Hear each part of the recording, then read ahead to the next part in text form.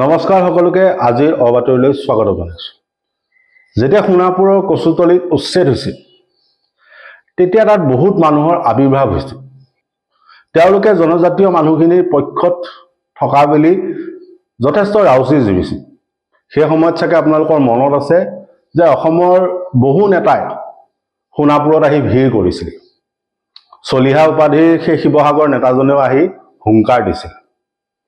লগতে সেই সময়ত আমি বহুদিনৰ মূৰত দেখা পাইছিলোঁ আকৌ নোহোৱা হ'ল ট্ৰাইবেল সংঘৰ নেতৃত্ব। ট্ৰাইবেল সংঘৰ নেতৃত্বও সোণাপুৰৰ কচুতলিত উচ্ছেদৰ সমৰ্থনত সেই সময়ত ৰেলী ওলাইছিল। তাৰপিছত সময় বাগৰিল। সময় বাগৰাৰ পাছত উমৰাংচুত যিটো ঘটনা ঘটিলে, চিমেণ্টৰ কাৰখানাৰ নামত, আদানী চিমেণ্টৰ কাৰখানাৰ নামত যিধৰণে জনজাতীয় মানুহক অত্যাচাৰ চলোৱা হৈছিল, তাত কিন্তু তেওঁলোকক দেখা পোৱা নগ'ল। শেহতীয়াকৈ সেই নেতৃত্ব আৰু সেই জনজাতীয় অভিভাৱকসকলক জ্ঞাতাৰ্থে আজি আমি কিছু কথা ৰাজহুৱা কৰিব বিচাৰিছোঁ যে যিসকল নেতৃত্ব বা যিসকল জনজাতীয় অভিভাৱকে সোণাপুৰৰ কচুতলিৰ উচ্ছেদক বাহবা দিছিল, জনজাতীয় মানুহৰ অধিকাৰৰ কথা কৈছিল, জনজাতীয় মানুহৰ সুৰক্ষাৰ কথা কৈছিল, হুংকাৰ দিছিল, সেই মানুহখিনিক আমি আজি কিছু দৃশ্যাংশ আমি দেখুৱাব বিচাৰিছোঁ। প্ৰথমতে আপোনালোকে এই দৃশ্যাংশখিনি আৰু এই কথাখিনি মন কৰক। আমি এটা স্থানীয় সংবাদ মাধ্যমৰ পৰা এই ভিডিঅ'টো হুবহু তুলি দিছোঁ। জাতিৰ কথা বুলি নহয়, জাতিৰ কথা তেতিয়া বেয়া হ'ব যেতিয়া নেকি আপুনি দুটাৰ মাজত সমাধানটো নকৰে, তেতিয়া জাতি। এতিয়া আপুনি ছেকেণ্ড পাৰ্টিক ৰখোনে আমাক পাৰ্টি, আমাৰ ট্ৰাইবেল মানুহ খং উঠিব নেকি? আপুনি ছেকেণ্ড পাৰ্টি নেপালী পাৰ্টিকটো আপুনি ৰখোৱা নাই, আমাক ৰখুৱাইছে, আমাৰ খং উঠিব নেকি? আমি কি মনে মনে থাকি এইটোতো জাতিৰ কথা নাহিব, কি আহিব ইয়াত? সেইটো কাৰণে কৈছিলো যে আপোনালোকে সময়মতে কিবা কৰক যাতে জাতিৰ মাজত কাজিয়া ইনচেণ্ট মানুহক যাতে একো নহওক। এইটোতো আপোনালোকৰ ফালৰ পৰা নেগলিজেঞ্চ হৈছে। আপুনি যি কয় মই নাজানো, কিন্তু আপোনালোকে ৰিপৰ্ট দিব লাগে। আজি আপুনি ওলাই আহিছে, আজি আপুনি ৰিপৰ্ট দিব জানো? আপুনিতো ভাৰ্বেলি ক'ব, আপুনি কৈছে মই ডাঙৰ মানুহ, মই মেজিষ্ট্ৰেট হৈ আহিছো। আপুনি আহিলে নহ'ব নহয়, কালি বেলেগ মেজিষ্ট্ৰেট আহি যাব। কালি আপোনাৰ জেগাত বেলেগ এটা অফিচাৰ আহি যাব, তেতিয়া কি ক'ব? मैं तो नहीं जानता, मैं तो नया से ज्वाइन हुआ। ये तो नहीं ना, आपको तो पहले क्या इंसान बदल सकता है, चेयर नहीं बदलेगा। चेयर तो हमेशा सेम रहेगा। तो आप इंसान बदलेगा 1000, आपको देखना पड़ेगा रेकॉर्ड क्या क्या है। আজি আপুনি হলনি হৈ গ'লে কালি কোনে ক'ব কেছৰ কথাটো? তো ৰেকৰ্ড ৰাখিব ন, আপোনালোকেও ৰাখক, আমাকো দিয়ক। তো আপোনালোকে আজি মোৰ ইয়াত আহিছে, আপুনি ৰিপৰ্ট লিখিব জানো? আপুনিতো একো ৰিপৰ্ট নেলিখে যে আপুনি আহিছিলে আজি এনেকে এনেকে কণ্ডাক্ট কৰিলে, আপুনি এনেকে ক'লে আমাক, এনেকে অৰ্ডাৰ আজি মই দিলো। আপুনি সেইটো নকৰে, মই জানো ভালদৰে, বিকজ মই চাইকিটো বুজি পাওঁ। এটা না আপুনি আমাক অপৰাধ বনাব নোৱাৰে, আৰু আপুনিয়ে নহয়, every one of you cannot fool us, okay? We are not uneducated, we are very aware citizen, আৰু আমি জানো আপুনি ক'ত ভুল কৰি আছে, আমি ক'ত ভুল কৰিছে আমিও জানো, কিন্তু আমি খাৰা হ'ব পাৰো, মাত মাতিব পাৰো, আৰু কোনো ইয়াত দুৰ্বল ভাবিব নাহিবি, বুজিছে? আগৰ নিচিনা কোনো আমি সিংহ মানুহ, আমি যদি ইয়াত ইমানে বেয়া হলে এতিয়া মাৰ কাটি এতিয়া দুটামান মাৰি দিলে হয়, আমি মাৰিছো নেকি? সিহঁতে আমাক ফলছ কেছ দিছে, আমাৰ ককা দেউতাক। এইয়া চাওক, আপোনালোকে নিজে আহিছে, you all came yourself, you see that road, তাতে ৰাস্তাত কোনে বেৰিছে? that is Pradip Chhetri. চাই লওক, এইটো ফটো মাৰক, বিকজ পাব্লিক ৰাস্তাত কেনেকে সি বনাইছে ইণ্ডিভিজুৱেল প্ৰপাৰ্টি নিচিনা। সেই মানুহটো একদম ঘৰৰ পৰা তলত যাবই নাই। আমি কেনেকৈ যদি জেউৰাটো লাগিলে না আমাৰ জেউৰা ভাঙিছে, তাতে কাজিয়া হ'ব। আমি আগতে কিবা কৈ থৈছো, এতিয়া আমাৰ ওপৰতে লাগিব। ইমান বছৰ ইমান অত্যাচাৰ হোৱা নাই, এইটো ল'ৰা এনেকুৱা অত্যাচাৰ। আগত আমি যোন মানুহ নেকি পাব্লিক ৰাস্তাতে জেউৰা কাটিব পাৰে, সেইটো লোকৰ ঘৰৰ সম্পত্তিও কাটিব, এনেকুৱা মানুহ ফটো মাৰক। নহলে আমি দিল্লীত বাধ্য হৈ যাম ৰিপৰ্ট দিবলৈ, গোটেই গভৰ্ণমেণ্ট অফিচাৰ ছাছপেণ্ড হ'ব। এইটো কথা চিধা কথা। আকৌ লিখিব লাগিব।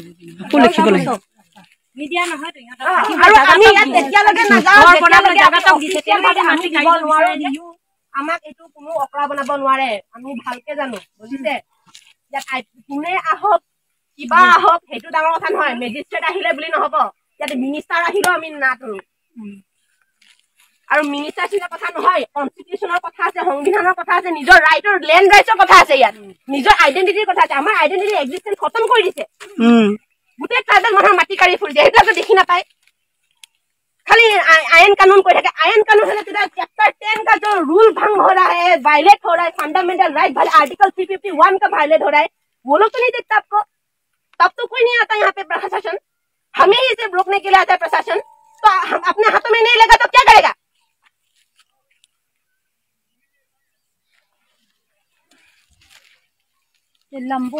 আৰু আমি বেক অফ হ'বলৈ নাই, আমি এটা বহি থাকিম লাগিলে, we won't do anything, but we'll sit here whole day, whole night, it doesn't matter.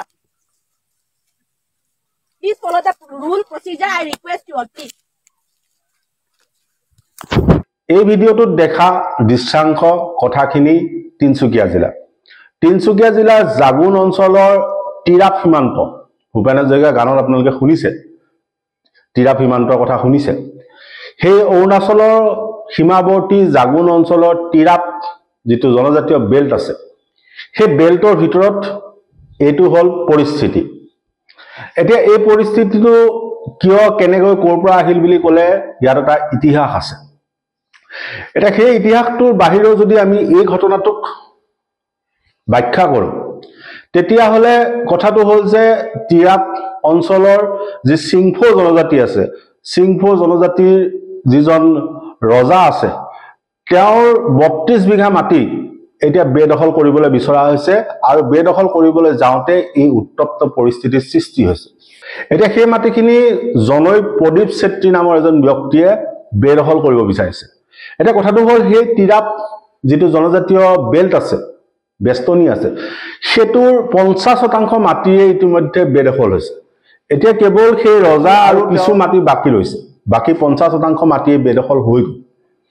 এতিয়া হোৱাৰ পাছত এই ধৰণৰ উত্তপ্ত পৰিস্থিতিৰ সৃষ্টি হৈছে।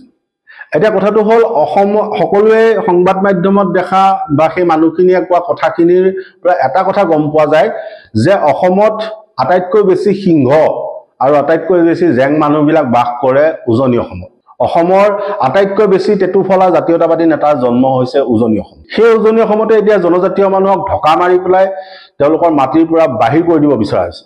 কিন্তু তাৰ পিছতো এইসকল সিংহ পুৰুষৰ, এইসকল বাঘৰ বা এইসকল জাতীয়তাবাদী নেতাৰ তাত আবিৰ্ভাৱ হোৱা নাই, বা এইসকল নেতৃত্বই সেই কথাটোত বাধা দিব পৰা নাই।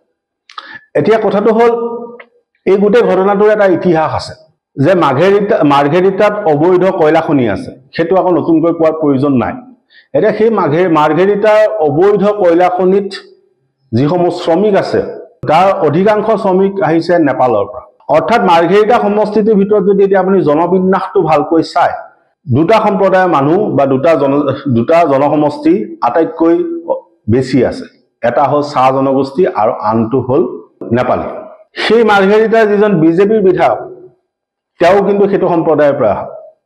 এটা কথাটো হ'ল অৰ্থাৎ মাৰ্ঘেৰিটাৰ গোটেই ৰাজনীতিটো সেই নেপালী মানুহখিনিয়ে নিয়ন্ত্ৰণ কৰে, আৰু এই অবৈধ কয়লা যিটো চিণ্ডিকেট চলি আছে মাৰ্ঘেৰিটাত, সেইটোৰ নেতৃত্বটো কিন্তু সেই মানুহখিনিয়ে আছে, সেই নেপালী মানুহখিনিয়ে আছে। আমি গোটেইখিনি মানুহৰ কথা কোৱা নাই, কিছু মানুহ তাত জড়িত হৈ আছে সেইটো অঞ্চলত। গতিকে এই মানুহখিনিৰ প্ৰভুত্ব বেছি, যিটো প্ৰভুত্বৰ কথা অসমৰ জাতীয়তাবাদী সংগঠনে কয়, সেই প্ৰভুত্ব কিন্তু তাত সেই বহিৰাগত মানুহখিনিৰ বেছি, যাৰ বাবে এতিয়া ভয়ত নিশা কটাব লগা হৈছে এই জনজাতীয় মানুহখিনি। ইয়াত আটাইতকৈ মন কৰিবলগীয়া কথাটো হ'ল যে প্ৰসন্ন তুৰুং এই চিংফো জনগোষ্ঠীৰ এজন অন্যতম নেতা আছিল। ইতিমধ্যে সেই প্ৰসন্ন তুৰুঙক হত্যা কৰা হৈছে, আৰু প্ৰসন্ন তুৰুঙৰ মৃতদেহ কিন্তু আজিলৈকে কোনেও বিচাৰি নাপালে। এজন জনজাতীয় নেতাৰ অৱস্থা সেইটো। আৰু লগতে সেই অঞ্চলটোৰে 5খন চিংফো অধিকৃত গাঁও কিন্তু ইতিমধ্যে অৰুণাচলৰ লগত অন্তৰ্ভুক্ত হৈছে, কাৰণ তেওঁলোকৰ সংশয় আছে, প্ৰাণৰ সংশয় আছে। সেইকাৰণে 5খন গাঁৱে ইতিমধ্যে অৰুণাচলত চামিল হৈছে, অৰুণাচল প্ৰদেশত চামিল হৈছে। কিন্তু তাৰ পাছতো উজনি অসমৰ এই বাঘা নেতৃত্বই কিন্তু তাত তেওঁলোকে থিয় নহয়। আৰু কি কাৰণত মাৰ্ঘেৰিটাত অবৈধ কয়লা খনিত চলি থাকিবলৈ দিছে, তাৰ উত্তৰটো কিন্তু জাতীয়তাবাদী নেতাসকলেই জানিব। কাৰণ মাৰ্ঘেৰিটাৰ যিটো ৰাজনীতি, সেই ৰাজনীতিটো এতিয়া অসমত দবদবাই থকা দুটা আঞ্চলিকতাবাদী দল, অসম জাতীয় পৰিষদ আৰু ৰাইজৰ দল, এই দুয়োটা দলেই তাত মাৰ্ঘেৰিটাৰ ৰাজনীতিটো নিয়ন্ত্ৰণ কৰিবলৈ দিছে কিন্তু সেইসকল বহিৰাগতকে। আৰু ব্ৰিটিছৰ দিনতো ইতিমধ্যে সেই অঞ্চলটোত বহু বহিৰাগত মানুহক আনি সংস্থাপন দিয়া হৈছে, কয়লা খনিত কাম কৰিবৰ বাবে সংস্থাপন দিয়া হৈছে। গতিকে আপুনি সেই অঞ্চলটোত বিহাৰী বা অন্যান্য বহিৰাগত মানুহখিনিৰ বাহিৰে বেলেগ মানুহ বিচাৰি নাপায়। তিনিচুকীয়া টাউনত বা তিনিচুকীয়া চহৰতো সেই একেটা অৱস্থা, যে তিনিচুকীয়া চহৰৰ আশে পাশে যিমান মানুহ আছে সেই মানুহখিনি অধিকাংশ বিহাৰী বঙালী বা মাৰোৱাৰী অসমীয়া মানুহৰ তাত বিশেষ অস্তিত্ব নাই গতিকে আপোনালোকে এটা বাস্তৱ চিত্ৰ দেখুৱালো যে আপোনালোকে এইটো কথা মন কৰক যে অসমত জনজাতীয় বেল্টত এতিয়া কাৰ অধিকাৰ কোনে তাত প্ৰভুত্ব চলাইছে যিটো প্ৰভুত্বৰ কথা জাতীয়তাবাদী সংগঠনে কয় কিন্তু তাৰ পাছতো এই জাতীয়তাবাদী সংগঠন বা এই জনজাতীয় নেতৃত্বই সেই মানুহখিনি পক্ষত থিয় দিব নোৱাৰে কাৰণ তাত অংক আছে জনজাতীয় নেতৃত্ব বা এই জাতীয়তাবাদী নেতৃত্ব তাতহে দেখা যায় য'ত তেওঁলোকে টিআৰপি পাব পাৰে য'ত চৰকাৰে বেয়া নাপায় কিন্তু তেওঁলোকে যিখিনি সাধাৰণ জনজাতীয় এই মানুহখিনি আছে সেই মানুহখিনিৰ পক্ষত নাই গতিকে অসমৰ ৰাইজে এইটো কথা মনত ৰাখক যে সেই ঐতিহাসিক টিৰাপ এতিয়া ধ্বংস হ'ব সেই ঐতিহাসিক টিৰাপ এতিয়া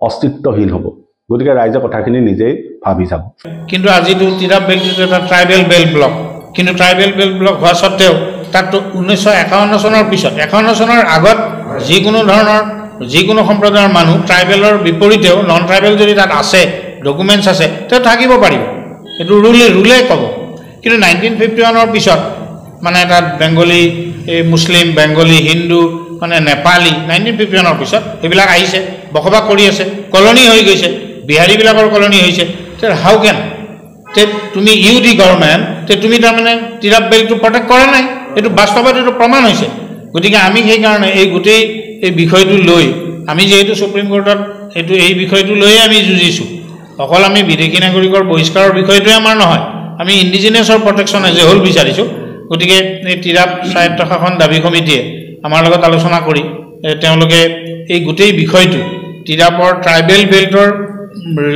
যেটো প্ৰিজাৰ্ভেশ্যন প্ৰটেকশ্যন এটো মানে প্ৰপাৰ্টি ৰাইটছ এটোৰ ওপৰত একৰ্ডিং টু দি ইণ্ডিজিনিয়াছ মানে ৰাইটছ মানে UNDRIP United Nation Declaration on the Rights of Indigenous People মতেই তেওঁলোকে আজি এই দাবীটো উত্থাপন কৰিছে ফৰ দি ফাৰ্ষ্ট টাইম মানে এইটো উত্থাপন কৰিছে গতিকে এইটো এটা গুৰুত্বপূৰ্ণ বিষয় গতিকে তেখেতসকলে এইটো আশা কৰিছে যে চৰকাৰে এই ক্ষেত্ৰত গুৰুত্ব দিব গতিকে আমি মহাসংঘই এইটো সম্পূৰ্ণ সমৰ্থন জনাইছোঁ এই বিষয়টোৰ প্ৰতি আৰু লগতে আমি আৰু এটা পইণ্ট আমি যোগ কৰিব খুজিছোঁ যে গুৱাহাটী হাইকোৰ্টৰ এটা নিৰ্দেশনা আছে যে অসমৰ ট্ৰাইবেল বেল্টবিলাকত অবৈধভাৱে বসবাস কৰি থকা মানে সকলক উচ্ছেদ কৰিব লাগে ট্ৰাইবেল বেল্টবিলাক ফ্ৰী কৰিব লাগে কিন্তু আজিলৈকে সেই কামটো কৰা নাই চৰকাৰে তাৰমানে আপোনাৰ অসম চৰকাৰে গুৱাহাটী হাইকোৰ্টৰ নিৰ্দেশনাটো ভায়োলেট কৰিছে মানে এইটো কণ্টেম্প অফ কোৰ্ট হয় গতিকে আমাৰ জনগোষ্ঠীসকলে এতিয়া প্ৰস্তুতি চলাইছে দৰকাৰ কিন্তু কণ্টেম্প অফ কোৰ্ট কৰিব লাগিব আৰু লগতে আমি এই ক্ষেত্ৰত সহায় কৰিম আৰু লগতে এটা গুৰুত্বপূৰ্ণ বিষয় যে ব্ৰিটিছে ইয়াত উপনিবেশ পাতি মাত্ৰ সিংভৌ ৰজাটোকে স্বীকৃতি দিছিল পলিটিকেল জমাদাৰ হিচাপে এটা বিশানং সিংভৌ লাষ্ট কিং তেওঁ মানে ৰিটায়াৰ হ'ল আজি 2 বছৰ হৈ গ'ল কিন্তু 2 বছৰ হৈ যোৱাৰ পিছতো আজি অসম চৰকাৰে পলিটিকেল জমাদাৰৰ পোষ্টটো হেঙিং কৰি থৈছে আজিলৈকে কাকো তাত নিযুক্তি দিয়া নাই এটা ৰাজকুমাৰ আমাৰ মাজত আছে তেখেতক নিযুক্তি দিব লাগে এইটো নিয়মতান্ত্ৰিকতাভাৱে আৰু ডেপুটি কমিশনাৰে যথেষ্ট সময় ধৰি লিখিছে চৰকাৰলৈকে অসম চৰকাৰলৈ কিন্তু সেইবিলাকৰ কোনো ৰিপ্লাই নাই তেওঁলোকে পোষ্টটো এবলিছ কৰিছে নে পোষ্টটো কণ্টিনিউ কৰিব এই সম্পৰ্কত কোনো কথা উল্লেখ কৰা নাই গতিকে এইটো অত্যন্ত দুৰ্ভাগ্যজনক আৰু অত্যন্ত পৰিতাপৰ কথা গতিকে আমি মহাসংঘই শীঘ্ৰেই পলিটিকেল জমাদাৰ হিচাপে ৰাজকুমাৰক নিযুক্তি দিবৰ কাৰণে আমি আহ্বান জনাইছোঁ